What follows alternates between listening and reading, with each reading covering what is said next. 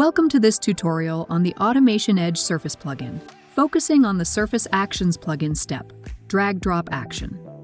I'll walk you through configuring and executing a drag-drop action automation workflow. The drag-drop action enables users to move an object from a specified source point to a destination point on the active screen, provided the selected region or element is movable within the application.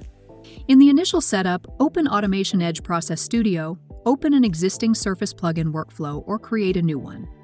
You can create a workflow directly using Surface SPI or manually. I will create a workflow manually. From the Design Navigator, drag and drop the Surface Actions step. Drag and drop the Start step and connect them to create a workflow. Double-click or edit the Surface Actions step to open configuration. Enter a descriptive step name. Select a template match pattern. Optionally set template image index to select image in case of multiple image retrieval. Leave retry count at default. OCR provider configuration is for read text actions only. Ensure your target application area for Surface Automation region is fully visible on screen. In the template image region, click Add. When Surface SPI opens, click Capture Image. Use the crosshair to select the desired region.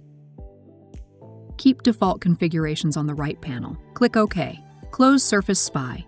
In Action fields, click first row under Actions column. Select Drag Drop from Action list. Choose Move as action type, which is the default.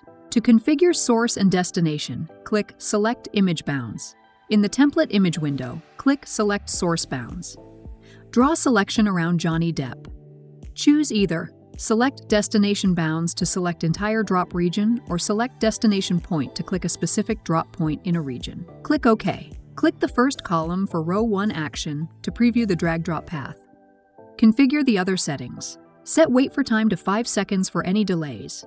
Configure match pattern for source and destination bounds or regions. Set match index if multiple matches exist.